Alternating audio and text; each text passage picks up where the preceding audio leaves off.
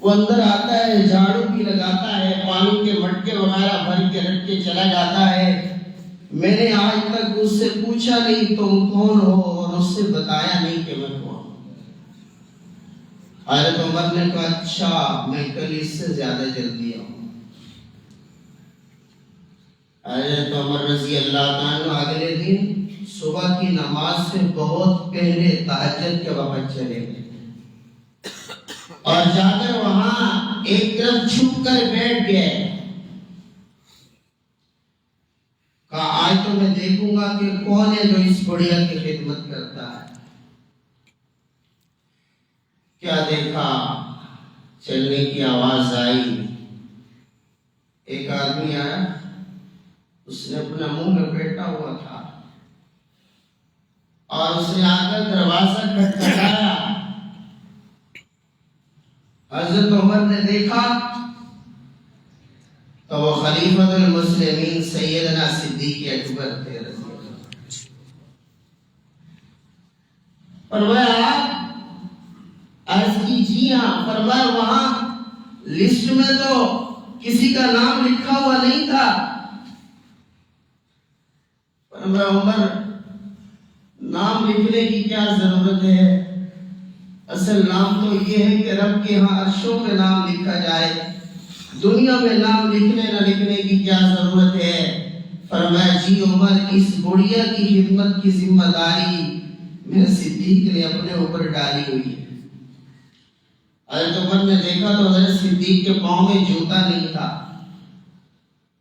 عرض کی اے مسلمانوں کے خلیفہ، آپ کے پاؤں میں تو جوتا بھی نہیں ہے، اس کی کیا وجہ؟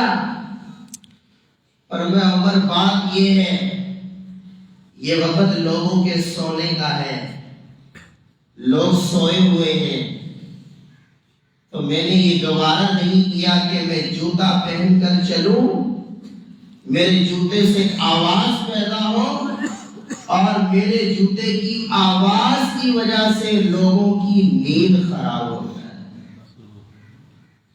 یہ صحابہ تھے جو اتنا بھی گوارا نہیں کرتے کہ ہمارے جوتے کی آواز سے بھی کسی کو تکلیف پہنچے۔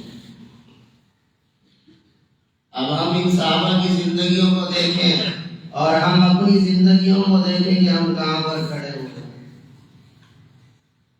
ایک واقعہ اپنے اکابر اور بزرگوں کی زندگی سے بھی سنا دیتا ہوں کہ دین پر عمل کرنا کوئی ناممکن اور مشکل نہیں ہے۔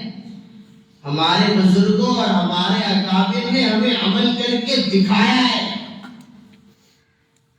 دارالعلوم دیوبند جو ہندوستان میں ہمارے دین کا مرکز ہے،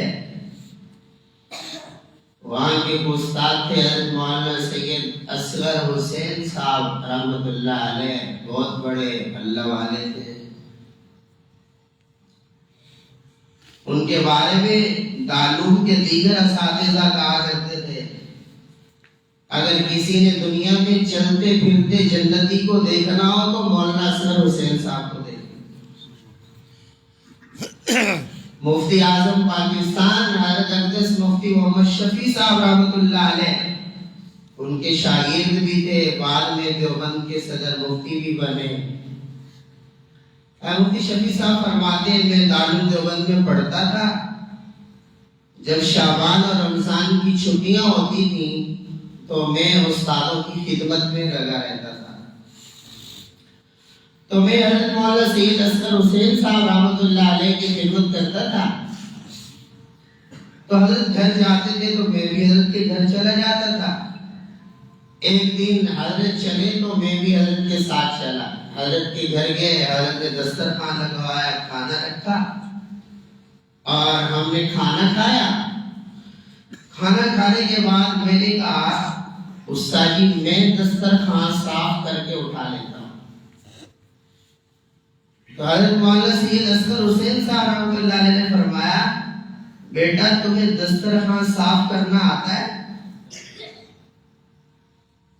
کس کو کہہ رہے ہیں؟ مفتی اعظم پاکستان کو۔ بیٹا تمہیں دسترخوان صاف کرنا آتا ہے؟ فرمایا استاد جی آپ ہی سکھا دیں دسترخوان کیسے صاف کیا جاتا ہے؟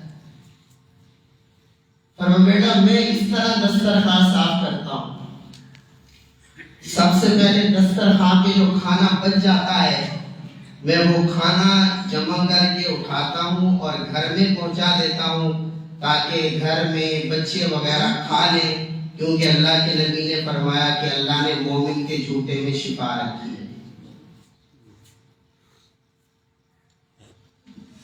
پھر یہ جو دسترخوان پہ ہڈیاں پڑی ہوتی ہیں، ہڈیاں میں ان ہڈیوں کو جمع کرتا ہوں اور وہاں ویرانے میں ڈال کر آتا ہوں، کیونکہ وہاں جنات رہتے ہیں اور اللہ کے نبی نے فرمایا ہڈیاں جنات کی خوراک ہے، تو میں ہڈیاں وہاں ڈال کر آتا ہوں تاکہ جنات ان ہڈیوں کو کھا لیں اور ان کی بھوک بھی اتر جائے۔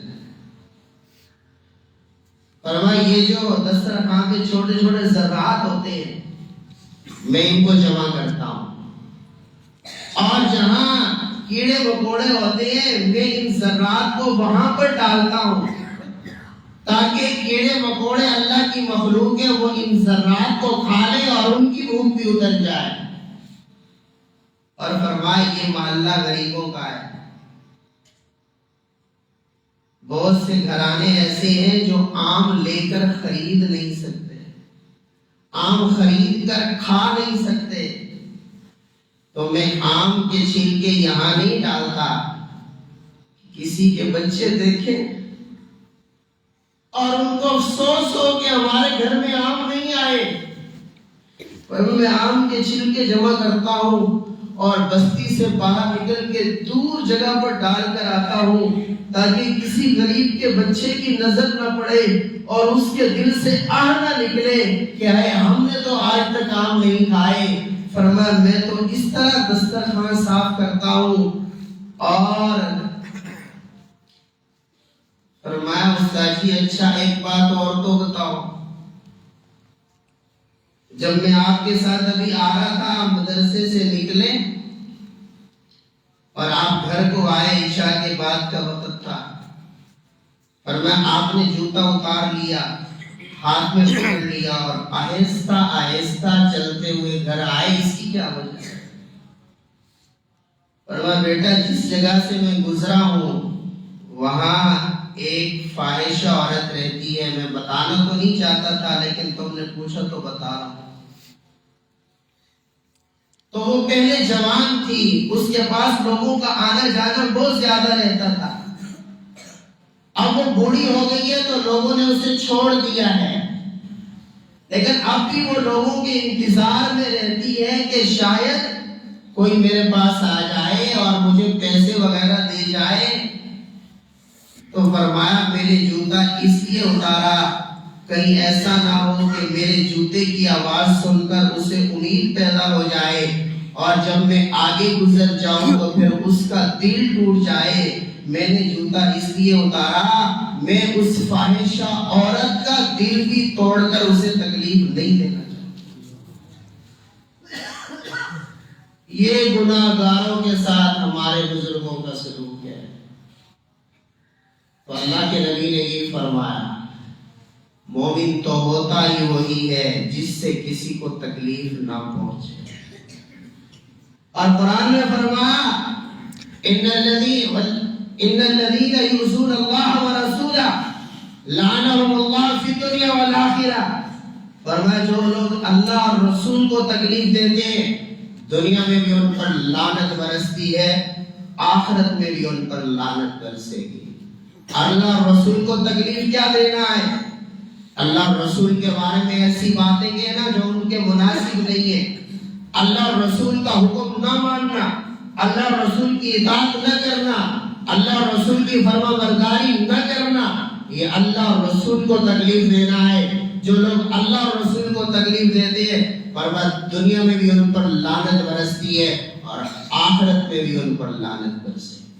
اور اگلی آیت سورہ احزاب کی آیت نمبر 58 میں اللہ فرما رہے ہیں والذین یؤذون المؤمنین والمؤمنات بغیر ما اکتسبوا فقد احتملوا بہتانا واثما مبینا۔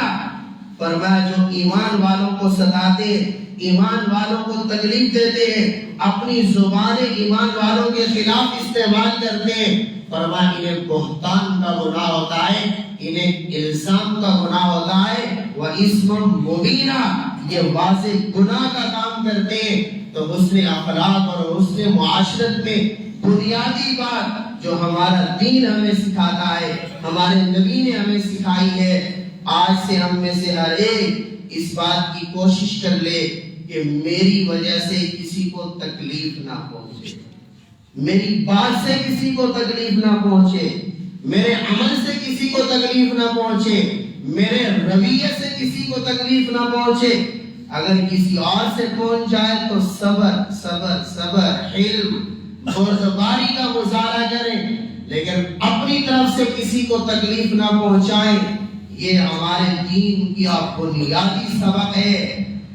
اگر کوئی دنیا میں اوروں کی تکلیفیں برداشت کر لے اور کسی کو تکلیف نہ پہنچائے، کسی پر ظلم نہ کرے، کسی پر زیادتی نہ کرے، قیامت کے دن اعلان ہوگا وہ لوگ کہاں ہیں جو دنیا میں اللہ کے لیے صبر کرتے تھے، اللہ کے لیے لوگوں کو معاف کرتے تھے۔ تھوڑے سے لوگ کھڑے ہو جائیں گے، اللہ فرمائیں گے جاؤ بغیر حساب کے جنت میں جاؤ، میں اللہ نے تمہیں معاف کر دیا۔